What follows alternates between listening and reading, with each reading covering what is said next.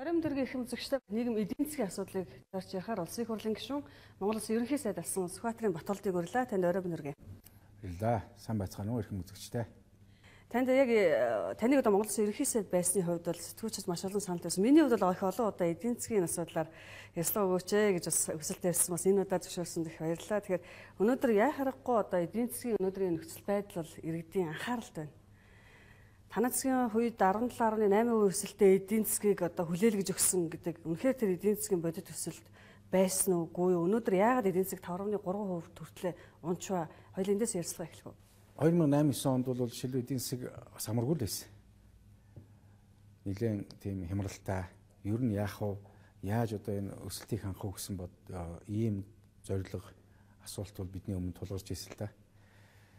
Тэгээ бид бол ямар нэгэн байдлаар урагшаага хин нэгнээс одоо алдаа оноо ирэх гэхээсээ илүү арагшаага ерөөсөө яах ёстой юм бэ гэдэг дээр л нэлээд тогтож бодлогоо хэрэгжүүлж эхэлсэн. Ер нь бол эдийн засагт бол хөрөнгө оруулалтыг нэмэгдүүлэх ёстой юм байна. Ерөөсөө гадна дотны хөрөнгө оруулалтыг нэмэгдүүлэх хамгийн эрүүл цус бол ерөөсөө шууд хөрөнгө оруулалт. Ер нь мөнгөний урсгалыг л нэмэгдүүлэх. Энийг л идэвхжүүлэх хэрэгтэй юм байна. Тэхийн тулд бол томоохон одоо хөтөлбөр шийдвэрүүдийг гаргах хэрэгтэй гэж одоо үзсэн. Тэгээ яг тийм агуулгаар бол бид нэр хамтарсан засгийн газар байгуулж хамтаараа томоохон шийдвэрүүдээ гаргая. Хамтдаа бол эдийн засгийн хөгжлийн том зорилтууд тавиад тэрнийг хэрэгжүүлэх арга хэмжээнүүдийг авъя гэдэг ийм одоо улс орны хэмжээний бодсон ийм зорилтыг бол тавьснаар хэдийгээр манайх үнэмлэхүй олонх байсан мөртлөө хамтарсан засгийн газар байгуулад за дээр нь энэ бодлогуудаа гаргаж дэвшүүлээд тэгээд томоохон бүтээн байгуулалтын асуудлуудыг бол улсын их хурлаараа засгийн газрын боловсруулад улсын их хурлаараа батлуулаад энэ одоо том шийдвэрүүдийг нь гаргуулж чадсан. Энэ бол шийдвэр. Тухайлбал бид нар одоо ингээ яригадаад байгаа оюу толгойн одоо төслийг ажил нь үндсэндээ эхлэх энэ бүх шийдвэрүүдийг за 5 толгойтой холбоотой дид бүтцийн одоо хөгжилтэй холбоотой зам барилга эрчим хүч хөдөө аж ахуй мал аж ахуй газар тариалан гэсэн энэ томоохон шийдвэрүүдийг бол бид нар бүгдийг нь гаргаж ингэж дэвшүүл тавьсан. Түүний зэрэгцээ ерөөсөө энэ эдийн засгийн өсөлт бол зөвхөн одоо эдийн засгийн төлөө биш ерөөсөө тэр иргэд хувь хүн өрхөд очих хэрэгтэй юм байна. Яг тэр утгаараа ерөөсөө хүнийхээ хөгжлийн тухай ярих хэрэгтэй. Тэг хүний хөгжлийн бодлогыг гаргаж тавья гэдэг ийм одоо бодлогыг бол хамтд нь бид нар гаргаж ирсэн л дээ. Тэгэхээр тэрний үр дүн бол юугаар гарсан гэхээр эдийн засгийн одоо идэвхжил сэргэлт гарсан. Нааштай гадаад зах зээлийн орчин бас нааштай байсан бидэнд бол эргээр нөлөөсөн. А нөгөө талаар бид бол тэрийг Монгол улс руугаа татах энэ бодлогыг гаргаж чадсан гэж бодож байгаа. Эдийн бизнес хөрөнгө оруулагчдыг идэвхжүүлэх энэ бодлогыг бол бид нэр гаргаж чадсан. Тийм учраас бидний үед бол гадаадын шууд хөрөнгө оруулалт огцом нэмэгдсэлтэй. Яг тэрний үр дүнгээр бид эдийн засгийн өсөлтөд 10 онд бол одоо үндсэндээ 12 оронтой тоонд хүргээд 11 онд бол 17.8% хүргээд ингээд эдийн засгийн хурдтай хөгжлийн суурийг тавьж чадсан. Тэгээд энэ хөгжлийн суурийг бол тавьж чадсныг зөвхөн бид нар өөрсдөө яриаггүй шүү дээ. Дэлхийн банк, валютын сан, олон улсын одоо дэлхийн эдийн засгийн форумоос хэрвээ та нар энэ бодлогоо тогтвортой одоо хөгжүүл авч явах юм бол танай эдийн засаг ирэх 10-аас 20 жилдээ ер нь 15%-аас доош буухгүйгээр хөгжих юм байна гэдэг ийм одоо дүгнэлтийг бол бидэнд өгж ирсэн шүү дээ. Тэгэхээр яагаад өнөөдөр үнэхээр бодлого нь байгаа суурь фундамент үнэхээр зөв тавьсан бол өнөөдөр гадны хөрөнгө оруулагчид биднээс өргөж чив. Өнөөдөр яагаад эдийн засаг ингээд 5.3% хүртэл доош унж чив? Эдийн засгийн хөгжлийн хувьд бол тогтвортой хөгжлийн бодлого маш чухал. Тогтвортой, ойлгомжтой ийм одоо хөгжлийн бодлого байх хэрэгтэй. Тэр нь бол засгийн газрууд дээр хэлэх юм бол ер нь засгийн газрууд бодлогынхаа залгамж чанарыг хадгалах хэрэгтэй. Өмнө засгуудынхаа хийж ирсэн зөв зүйтэй ажлуудыг энэ ажлыг нь бид ингэж үргэлжлүүлнэ гэдгээ бүр зарлаад тэгэх юм бол хөрөнгө оруулагчид бол итгэл үнэмшилтэйгээр за энийг бол эдгээр үргэлжлүүлэх юм байна. А гэхдээ ийм асуудал дээр нь бол бид нар засаж залруулнаа. Энийг тэгтээ ширээний ард суугаад одоо соёлтой хуулийн хүрээнд улс төрчгүйгээр гэдэг юм уу ингээд одоо ярьж хэлцнэ гэд хэлэх юм бол энэ итгэл үнэмшил энэ хөрөнгө оруулалт маань бол илүү одоо ойлгомжтой бөгөөд сонирхолтой байх бах. Гэтэл бол юу гарч ирэх үгүй ерөөсөө өмнө хийжсэн зүйлүүд бол өөрсдөө ч байна уу дангаараач байна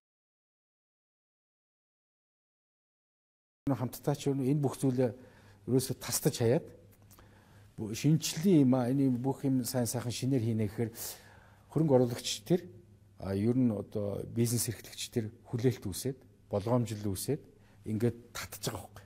Тэгэхээр ерөөсөө гадаадын хөрөнгө оруулалт байна уу дотоодын бизнесийн хөрөнгө оруулалт идэвхжлэлт бол буураа явчихж байгаа. Энийгээ бид нар бол ойлгомжтой байх хэрэгтэй. Энэ дээр бол алдаа байна гэж үзэж байгаа байхгүй. Тэгээд энийг давахын тулд бид нар яах ёстой бэ гэдгийг бол банк засгийн газар үед ярьдаг байсан учраас бид нар жишээлбэл шинэ бүтээн байгуулалтын хөтөлбөр гэдэг энэ хөтөлбөрийг гаргаж байгаа нь дунд хугацааны 6 жилийн хөтөлбөр болж игэл ер нь 10-20 жилийн хөтөлбөр хийх ёстой гэж манай намаас бол жишээлбэл бид нар 20 жилийн хөтөлбөрийг гаргасан шүү дээ. Гэхдээ 20 жилийн бол холдоод байгаа төсөөлөл болж байгаа учраас яг төрийн төвшин засгийн газрын төвшөнд бол нэг 6 жилийн хөтөлбөр гаргах шинэ бүтээн байгуулалтын тэр бол зам харгуй эрчим хүч барилга байгууламж ер нь одоо хөдөө аж ахуй одоо нийгмийн салбарыг бүгдийг тод оруулсан манай эдийн засгийн нөхцөл өгөгдөхүүн дээрээ тулгуурласан аль ч засаг гарч ирсэн энийг олон боловсронгуйлаа бариад явах энэ одоо чигийг бол гаргаж тавьсан л да. Тэгвэл энэ маань бол үгүйсгэгдээд хэдийгээр энэ дотор байгаа ажлууд үргэлжлээд явж байгаа хэдий ч гэсэн хөрөнгө оруулагчид мөн одоо нийгэмд бол ерөөсөө нэг тодорхой 2 жил хийж байгаа ажил нь гол ажил өмнөх ажлууд нь үүсгэл болох юм бол энэ маань дахиад нэг итгэлийг бууруулсан ажил болж байгаа. Итгэл тэр утгаараа хөрөнгө оруулалт саарна гэж. Тэгэхээр гарцсан нь бол юу гэж хэлээд байна гэхээр ерөөсөө тогтвортой хөгжлийн бодлого байх хэрэгтэй. Энийг одоо дүгндэг энэ механизмтэй болох хэрэгтэй. Яг тэр агуулгаар нь бид одоо сөрөг хүчний хувьд ч гэдэг юм ардын намын одоо бүлгээс ерөөсөө үндэсний хөгжлийн энэ одоо бодлогыг боловсруулах одоо үзэл баримтлалаа шинчилъя. Энэ залгамж чанар хөгжлийн бодлогоо болвол ерөөс сонгуул биш урт хугацаанд нь гаргаад тэрийг дүгнж чаддаг. Дотоодын нийт бүтээгдэхүүний үйлдвэрлэл нь хэдэн хувиар өсөв, нэг хүнд ногдох орлого нь хэдэн хувиар өсөв. За одоо эдийн засгийн бус төсөлтүүд, үзүүлэлтүүд нь яав гэдгийг хүснэгтэнд оруулаад ингээд дүгнж чаддаг байх ийм систем рүү орё. Тэрнээс бол хэн илүү сайн ярьсан, хэн илүү үгүйсгсэн, эсвэл одоо хэн одоо зарим зүйлээ илүү одоо нийгэмд хүргэж чадсан гэдэг энэ мэдээллээр биш бодит үзүүлэлтээр дүгндэг тэрнгээрээ хөгжлийн бодлого хийдэг энэ зарчмыг гаргая гэж бид нар бол их хурл асуудал тавьсан. Энэ бол зөвхөн бидний хийж байгаа зүйл биш. Ерөөс дэлхийн банкнаас ч тэр олон улсад ч тэр эдийн засгийн өрсөлдөх чадварын одоо үзүүлэлтээр ч тэр ер нь тэр тогтцсон сонгодог үзүүлэлтүүд байгаа шүү дээ. Тэр үзүүлэлтүүдээр имэ дүгндэг болёо. Тэгэх юм бол бид нар энэ эдийн засгийг улс төржүүлэх явдлаас бол аяндаа бол холдоод ерөнхий одоо зарчмаараа улс төрийн намуудын платформ өөрийнхөө одоо сонгодог энэ одоо зорилтуудаар л ялгардаг энэ зам руу орох хэрэгтэй гэж бодож байгаа. Тэрнээс бол засаг нь орж ирэл бүгдийг шинээр хийчдэг юм байх юм бол энэ угаасаа явж өгөхгүй л дээ. Тэгээ үнэхээр одоо бас гадны хөрөнгө оруулагчдын бас маш хэмзэглээд эмээгээд байгаа асуудал Монголын одоо улс төрийн болон хууль эрх зүйн докторгүй байдал. Тэгэхээр гадны хөрөнгө оруулагчдын итгэлийг бид олох, гадаа зах зээл бид нар сайн тоглогч байх. Энэ асуудал дээр бас үнэхээр одоо яг ийм залгамж бодлого алдагдаад байгаа юм уу? Энийг одоо алдагдуулахгүй байхад одоо тухайлбал та бүхний энэ гаргасан энэ хөгжлийн хөтөлбөр цааш нь яаж хэрэгжүүлж болох вэ? Уу яг ер нь бол өнгөрсөн 2 жил бол бас нэлээд юу боллоо л да. Засгийн газрын хувьд ч тэр улс төрийн намуудын хувьд ч тэр ялангуяа миний хувьд бодохдоо эрх баригчдын маань хувьд бол илүү сургамжтай 2 жил боллоо гэж би бол бодож байгаа. Хөрөнгө оруулалт нэлээд буурчихсан. Гэхдээ өмнө засгийн газруудын хийж ирсэн үйл ажиллагааны одоо өсөлт мөн чиг хандлага дээр үндэслээд эдийн засгийн харьцангуй таатай нөхцөл мөн одоо хэдийгээр гадаадын хөрөнгө оруулалт эрс буурсан байсан ч гэсэн шууд хөрөнгө оруулалт зээлийн их усрууд төрөөс дэмжих дэмжлэг хөтөлбөрүүд эрс нэмэгдэж санхүүгийн одоо цаар хүрээ эрс нэмэгдсэн учраас бол эдийн засгийн хувьд бол бас урагшаа явах тодорхой хэмжээнд хэдийгээр өсөлтийн хурдан саарч байгаа ч гэсэн урагш явах энэ боломжууд бол бас байж ирсэн. Гэтэ тэр өссөн тэр бий болсон боломж хэмжээгээр бол эдийн засаг бас өсч чадаагүй. Тэр хурдцыг бол хадгалж чадаагүй. Нэггээр хэлэх юм бол манай засгийн газрын үед бол жишээл төсвийн нийт зарцуулалт маань 4 их найд 5 хүрэхгүй их найд гаруй байж исэн бол одоо шинжлэлийн засгийн газрын үед бол 7 бараг одоо 7.5 билүү одоо их найдын төсвийн зардалтай дээр нь Чингис бондын ингээд одоо тэрбум 500 сая долларын их үүсвэртэй Самура бондтой Монгол банкны үн докторжуулах хөтөлбөр гээд 4 их найдын хөтөлбөртэй засгийн газрын бонд гээд асар их одоо мөнгөний боломж би нэг тоо харж ирсэн манай засгийнхаас бол 5.4 дахин илүү мөнгөний их үүсвэртэй өмнөх засгуудаас бол бүр хэдэн 10 дахин илүү их үүсвэртэй ийм одоо засаг байж ирсэн. Гэтэл бол эдийн засгийн өсөлт маань тэр хэмжээнд хадгалагдаж чадаагүйгээс гадна шүү саарч удаашрж байгаа нь бол бас энэ гарцаагүй одоо бодлогын хувьд алдаатай мөн одоо дүгнэлт хийх ёстой. Тэр дүгнэлтээ сургамжаа 2 жил одоо бас авсан ийм одоо он жил болж байна гэж би бодож байгаа юм.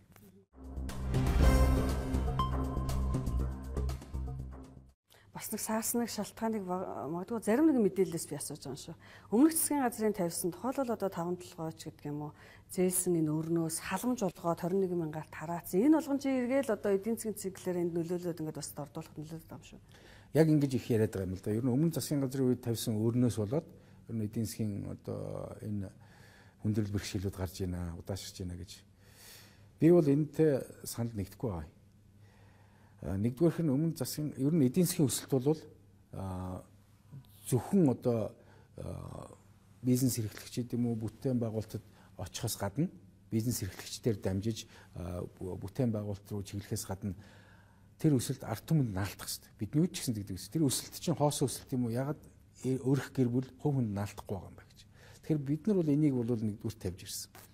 Зэрэг тавьсан. Бүтээн байгуулалтыг бид нар хийх хэрэгтэй. Нөгөө талаасаа ард түмэнд иргэдэд бол энэ өсөлт очиж наалдах хэрэгтэй маа.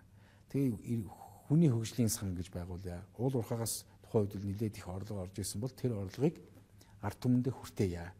Тэгээ бид нар бол хоёр намын хувьд хоёулаа тэг тавьсан шүү дээ. Нэг нь эх орны хишиг, нэг нь эрдэнэ хөв өгөө гэд. Тэгэл энийг хэрэгжүүлсэн. Хамтар их хурал байсан, хамтарсан засгийн газар байсан. Угаасаа энэ зөв зүйтэй юм байна. Энэ эдийн засгийн өсөлт хувь хүнд очиж наалдах хэрэгтэй. Тэгээ цалин тэтгэврийг бид нар нэлээд сайн нэмэгдүүлсэн 2.5 дахин. Дээр нь тэр өсөлтийг бол халамж одоо эх орны хишиг эрдэнэ хөв хэлбэрээр нь ард иргэдэд 21 мянган төгрөгөөр өгсөн. Энийг бол шүүмжлээд байгаа юм. Гэхдээ энэ бол хэрэг болсон. Ялангуяа дунджаас доош орлоготой хэсэгдэр бол маш одоо бодиттой гэр бүлийн орлого дэмжлэг болж ирсэн. Энийг үргэлжлүүлэх ёстой гэж үздэг. Үргэлжлүүлэхдээ бид нар хавтгааруулсан хэлбэрээр биш юм бас сургамж авах ёстой. Яг зорилт хэсгүүд дээр илүү шаардлагатай байгаа хэсгүүд дээр нь үргэлжлүүлэх ёстой гэдэг асуудлыг бол бид тавьсан. Одоо ч гэсэн би тийг бодолтой байна. Ялангуяа зорилт хэсэг дээр, орлого багтай хэсэг дээр, өрх толгойсон эмэгтэйчүүд дээр, ахмадууд дээр, хүүхдүүд дээр гэсэн энэ хэсэг дээр бол энэ хөтөлбөр бол үргэлжлэх ёстой. Гэтэл энийг бол хэсэгжилж авч болохгүй. Нөгөө юм нь бол бид нар одоо энэ халамжийн бодлого танай засгийн газар хичнээн сая доллар зарцуулж байсан. Тэгэхээр нөгөө юм нь яг энэ хөтөлбөрүүдийг хэрэгжүүлэхийн тулд бид нар тодорхой хэмжээний одоо их үүсвэрийг авсан. Тэр их үүсвэр нь бид нар засгийн газрын бонд юм уу, зээлийн хэлбэрээр биш. Эрдэмтийн үйлдвэрийн одоо орлого ашигаас, ногдол ашигаас авах, ногдол ашгийг авч хүртээх. За мөн одоо газар дор байгаа нүүрс 5 толгойн орд газрын нүүрсийг урьдчилж борлуулад тэр урьдчилсан борлуулалтын орлогоос ард иргэдтэй хүртэх энэ 300 саяыг жишээлбэл бид нар авч түүнээс бол 250-ыг нь бол хүний хөгжил сангаар дамжуулж зөвхөн одоо Эрдэнэ Жимэг Батболд гэдэг хоёр хүн биш. Нийт 2.8 сая хүндээ бид нар хүртээсэн нь бол зөв зүйтэй болсон гэж бодож байгаа. Тэгэхдээ тэндээс бид нар авсан сургамжинд би дахиад хэлье. Ер нь дараа нь үргэлжлүүлэхдээ зорилттой хэсэг рүүгээ илүү шаардлагатай хэсэг рүүгээ чиглүүлэх ёстой гэдэг энэ бодлого явуулж байгаа. Гэтэл өнөөдөр би түр хэлсэн эдийн засгийн энэ асар их боломж буюу бий болцсон одоо энэ нөхцөл $7.9 их найд тэр одоо Чингис бондын мөнгө тэр одоо Самура бонд тэр Монгол банкны хөтөлбөр бондууд дээр ингээд бидний үлдээсэн өөртөө үлдээсэн гэж яриад байгаа. Гэтэл бид нэр жишээлбэл хөгжлийн банкн дээр 570 80 сая орчим долларыг үлдээсэн шүү дээ. Энэ бүх мөнгүүдийг нийлүүлээ харах юм бол тэр 300 сая долларын нүүрсний урьдчилгаа төлбөр бол үндсэндээ бол хэдэн хувь нь болж байгаа юм баг тийм одоо нөлөөлөх хэмжээнд байж чадахгүй гэдэг нь хэнд ч ойлгомжтой шүү дээ. Нөгөө талаас энэ гэрээ хэлцээр үргэлжлүүлээд тэр нүүрсний ажилтаа хэвийн журмаар нь явуулаад харин үн ханшаа нэмэгдүүлэх юм уу засаж залруулах гэрээнд нь одоо засаж залруулах ажил байна гэсэн мэл тэрийг ширээний ард суугаад явуулсан бол өөрөө бол илүү хурдан барагдуулчих байсан баг. Гэтэл энийг ажилтны зогсоогоод нүүрсний үн ханшин харьцангуй боломжтой байсан үеийг нь одоо жишээлбэл алдна гэдэг бол өөрөө эдийн засгийн хувьд бас сөрөг болж байгаа юм л да. Тийм учраас энэ бол түрүү чи миний хэлээд байгаа нь өмнөх засгийн газрынхаа хийж ирсэн зөв зүйтэй зүйлийг залгамж чанараар нь үргэлжлүүлээд явах, засаж залруулад явах асуудал төр бол өнгөрсөн 2 жил бол алдаа гарсан. Тэгээ эндээс сургамж авч цааш нь одоо хийх ёстой гэж бод хэлж байгаа зүйл маань энд байна. Таны ярианаас бол одоо 7 их найдын төсөвтэй дээр нь дахиад бараг 7 их найдын бонд одоо мөнгөний хөөсөр усгасан гэдэг 14 их найд төгрөг орчим эргэлзээд Монгол улсын төсөвт Монгол улсад тэгсэн хэрнээ яагаад өнөөдөр одоо долларын хойш ингээд бас алдчихав. Төгрөгийн ханш ягаас солорчоо одоо иргэн биений алаасанд байгаа 1000 төгрөг 700 төгрөг болоод ингээд өнгүүдчихвэ гэд эдийн засгийн энэ нөхцөл байдлыг одоо яаж ирүүл харах хэвтэй. Ер нь бол тэгэхээр зах зээлийн эдийн засгийн энэ гормыг бол яг тэр хөгжлийн зарчмаар нь явуулах шаардлага бол байна гэдэг нь эндээс бас харагдж юм бодож байгаа. Нэг үгээр хэлбэл төр хитрхи одоо их оролцох, хитрхи одоо зах зээлийн бус аргаар зохицуулт хийх энэ явдал бол эдийн засгт хэдийгээр их мөнгө хүчээр нийлүүлж байгаа ч гэсэн сөрөг болж байна гэдэг нь эндээс харагдж байгаа байхгүй юу. Жишээлбэл та тэр өн докторжуулах дөрөв их найдыг ярих гэдэг нь. Уга би ер нь зүгээр юу ярих гэдэг нь хөрөнгө оруулалт буурсан тохиолдол. Ягаад гэвэл валютын зохицуулалт бол юундээс гарч иж ийм гэхээр валютын орж ирэх урсгал маань өөрөө хуучин эрүүл байсан урсгал шууд хөрөнгө оруулалт болж ирж ирсэн урсгал маань бол эрс буурчихсан. 40%, 60% зарим одоо хугацаанд бол харьцуулаад ирэх юм бол. Тэгэхээр зах зээл дээр яг ингээд эрүүл цус буюу номороо нийлүүлэгдэж ингэж харьцагдж ийсэн хөрөнгө оруулалт багасаад ирэнгүүт хүчээр энийг одоо балансжуулах, үнийг тогтоох, энэ одоо хөтөлбөрийн оруулж ирж байгаа энэ бонд, за мөн үн тогтоох энэ хөтөлбөр эдэр бол хэдийгээр одоо зөх үүргээ гүйцэтгэж байгаа ч гэсэн цааталтаа бол бас энэ балансыг алдагдуулж байгаа байхгүй. Нэггээр хэлэх юм бол төрийн зохицуулалт өөрөө зохистой байж зах зээлийн эдийн засагт тэр зохистой одоо зохицуулалтаа хийж явахгүй хэтэрсэн зохицуулалт хийх илүү хэтэрсэн оролцоо хангах явдал бол энэ алдаа гаргаж ийн гэж ингэж хэлж болно. Тийм учраас энэ тэр нь бол юугаар илэрхийлж байгаа шууд хөрөнгө оруулалт багасч байна. Орж ирж байгаа валютын урсгал эрс багасч байгаа. Жишээлбэл нэг жишээ хэлэхэд валютын урсгал 11 онтой гаднаас орж ирж байгаа валютын урсгал 11 онтой харьцуулахад бид өнгөрсөн төсөвдөр ярьж ирсэн шүү дээ. 60% багассан байна гэж. Тэгэхээр манайхан нөхцөл сөрөг хүчний одоо эрх баригчид маань юу гэж ярьж байгаа юм тэр валютын урсгалын дийлэнх нь оюутлогын мөнгө байсан юм аа. Орж ирсэн мөнгө гэж. Яг тэрийн статистикийг аваад үзэнгүүт тэр 11 онд орж ирсэн валютын урсгал дотор оюут толгойн холбоотой хөрөнгө оруулалт дээр орж ирсэн урсгал 20% л байх жишээтэй. 20% байж гисэн. Гэтэл 13 онд бол оюутлоготой холбоотой орж ирсэн урсгал нь 60% нь нөлөөлж явах жишээтэй. Тэгэхээр энд бол бас л одоо бодлогын хөрөнгө оруулалт унснаас үүсэж байгаа бэрхшээл үүсэж байна л гэсэн үг. Энийг бол бид тухайн үед Монгол банкны мөнгөний бодлого ярьж ирсэн шүү дээ. Тэгэхээр энэ төрийн зохицуулалт энэ зөв бодлого энэ залгамж чанарыг хадгалаад улам сайжруулад явах энэ бодлого маань айгүй чухал байна гэдэг л эндээс харагдаж шүү дээ. За биш тэр бол одоо ерөнхийдөө бодлогын залгамж хөгжлийн одоо том асуудлуудыг ярьлаа. Тэгэхээр яг одоо саяхан бол одоо Монгол Улсын ерөнхий сайд Алтай уугийн мэдээлэл хийсэн л дээ. Сүүлийн 20 жилд бий болгосон эрчим хүчний сүлжээг бол 2 жилийн дотор хийсэн байна гэдэг. Тэгэхээр магадгүй яг энэ ажлыг танай засгийн газрын үед хийх боломж байгаагүй юм уу? Аливаа асуудал бол бас ингээд хөгжлийн үе шаттай байх шиг байна л да. Ер нь одоо хүний хөгжил ч гэсэн тийм шүү дээ. Одоо сургуульд ороод тэгээ одоо цэцэрлэгд ороод сургуульд ороод бидний тэгээд дээд сургуульд ороод юу гэдэг шиг яг эдийн эрчим хүчний салбарын хөгжил бол бас нэг шилжилтийн гормороо ингэж явж байгаа үеийн таарч юм л да. Бидний үед бол ялангуяа зорилт бол 21 аймаг бүх нийт сумаа Монгол улсын одоо эрчим хүчний нэгдсэн сүлжээ, төвийн сүлжээнд холбох асуудал бол тэрнтэй холбох дэд үтцийг хийх асуудал бол нэгдүгээртээс хүн болгонд айл болгонд эрчим хүчийг хүргэх ёстой. Тэгээд энэний зэрэгцүүлээд бид нар 100 мянган одоо нарны гэрэлгээд бас зөвхөн одоо хот суурин газраас гадна малчин ард иргэдээ бас гэрэлтэй байх ёстой гэдэг энэ дэр хөнгөлөлттэй үнээр одоо нарны эрчим хүчний их усүрийг хүргэх ажил гээд үе шаттай ажлуудыг бол хийж ирсэн л дээ. Өнгөрсөн 2 жил орсон их усүрүүд бол эхлэл нь бол дахиад өмнөх засгийн газрын үед л тавигдсан асуудал бас. ТЭЦ 4-ийн асуудал тэр салхитын одоо энэ их усүрийн хувьд ч тэр техник эдийн засгийн үндэслэл юм уу тодорхой үйл ажиллагаанууд нь бол өмнө засгийн газрын үед суурин тавигдаад юм уу зарим ажил нь эхэлсэн. Энэ ажлууд бол сая бүрэн одоо хэмжээгээр ашиглалтанд орж за одоо өнгөрсөн 2 жил бол ажлууд нь одоо бүрэн дүрэн гүйцэтгэж орсон зүйлүүд бол байна л да. Тухайлбал автоцсан бол одоо өнгөрсөн 2 жилийн хугацаанд 2300 км автоцсан барьсан байна шүү дээ. Тэгэхээр энийг бол та бас л өмнөх суур гэж харах уу? Ер нь тийм шүү дээ. Одоо замын ажлыг боддоо ер нь цааснаас эхсүүлээд одоо тэр суурь ажлыг эхлүүлээд тэгээд орон гэхэд бол аливаа зам бол наацх нь 2 жилийн ажил. Тэгэхээр 13 онд ашиглалтанд орсон зам гэдэг бол мэдээж хэрэг 11 12 онд эхэлсэн зам л байж тарах гэдэг шүү дээ. Тэгэхээр одоо 8-аас 12 онуудад орсон замуудын хувьд бол нэг бас нэлээд хэмжээний зам орсон байгаа. 1000 нийлээд гаруй. Тэрнээс 12 онд жишээлбэл 12 онд нэг жишээ нь 900 км замыг хүлээж авна гэдээ маань засгийн газар ерөнхийдөө төлөвлөчихсөн хүлээлттэй байсан. Гэтэл энэ 12 онд орох гэсэн замууд бол 12 онд хүлээгдэж авагдаагүй.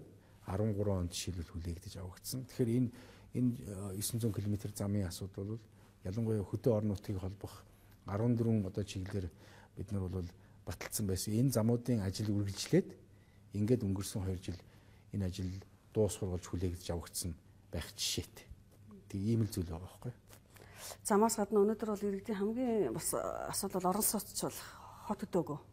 Тэгээ орон сууцны 8% зээл бол гарлаа л да.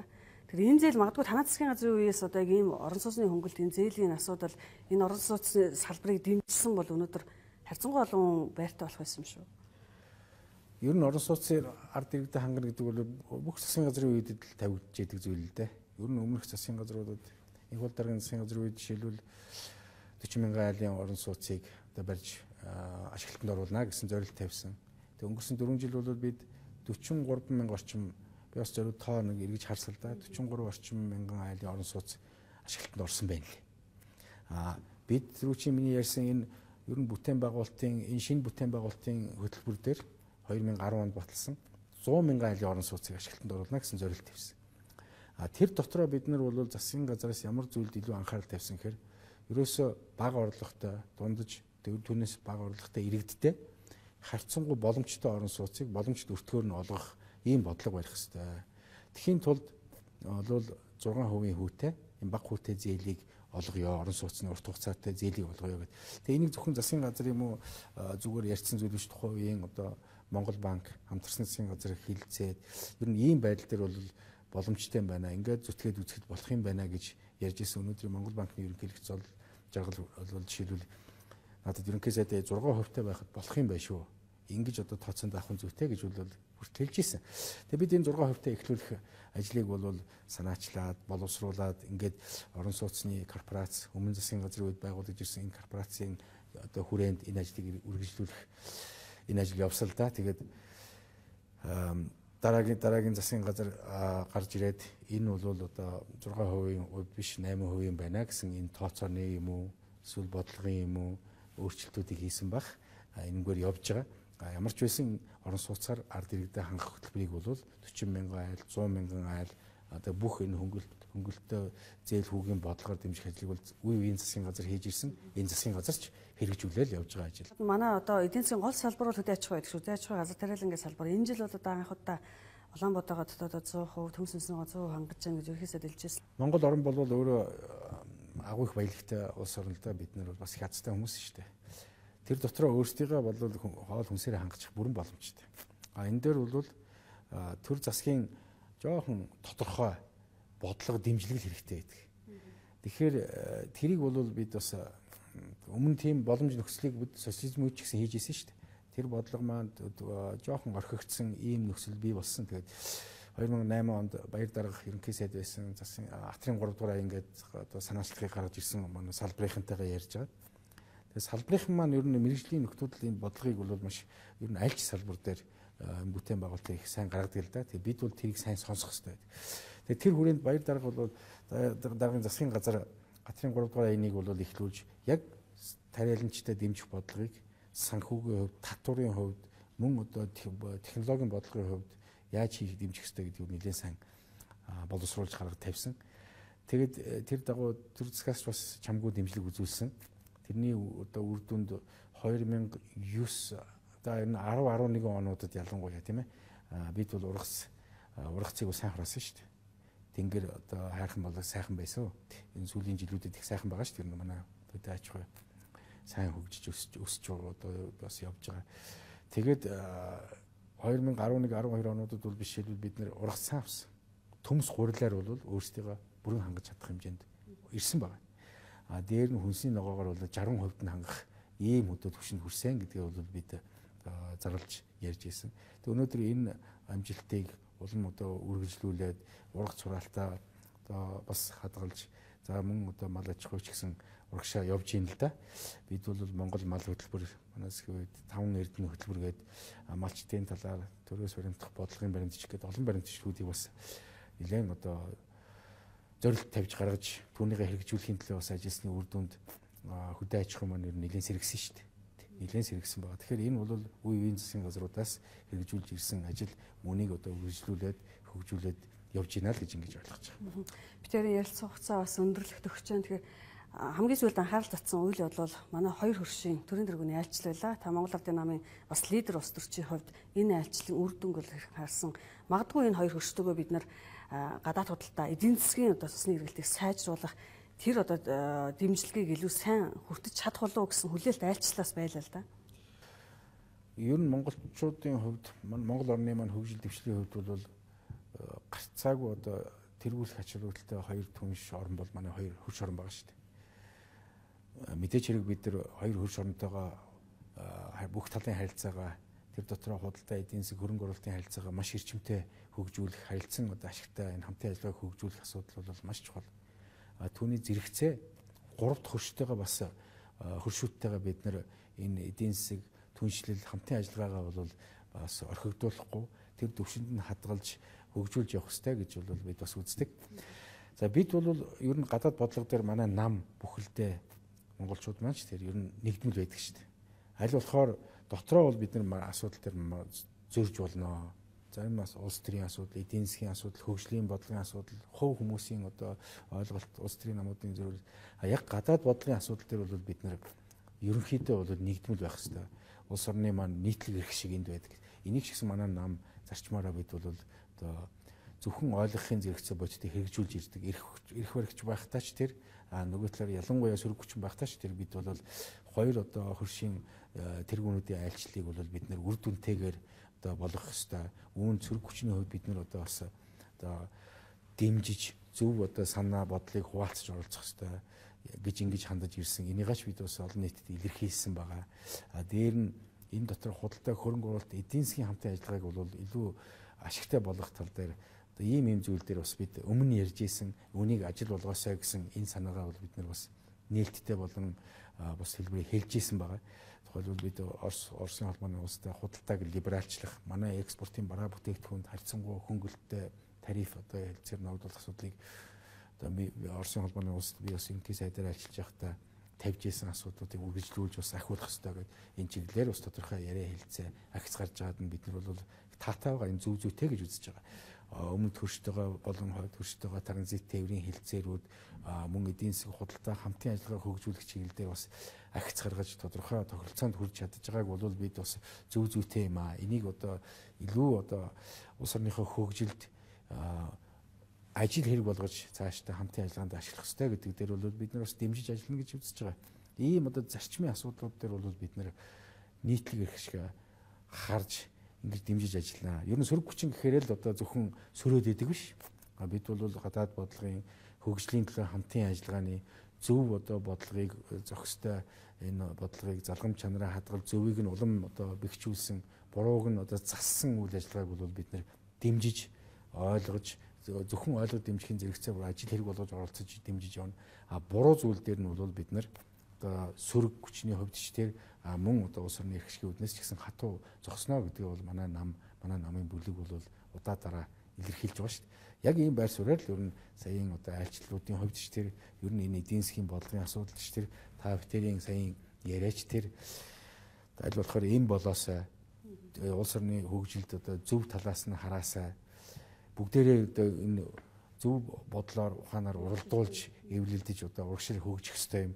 Буруу зүйлээ шүүх ёстой. Улс төрийн асуудал бол сонгуулаараа л ингээд шүүгдэд тунгаагдаад явдаг ийм байх ёстой л гэсэн ийм бодлогыг бид нэр барьж ирж байгаа шүү дээ. За баярлалаа танд. Үнэхээр сайхан бас ярьцлага өглөө. Тэгэхээр бид тэр бас ярьцлага хөгжөө өндөрлөө. Тэгээд бидний урилгыг хүлээж авч бас манай студид хүрэлцэж ярилцсан танд их баярлалаа.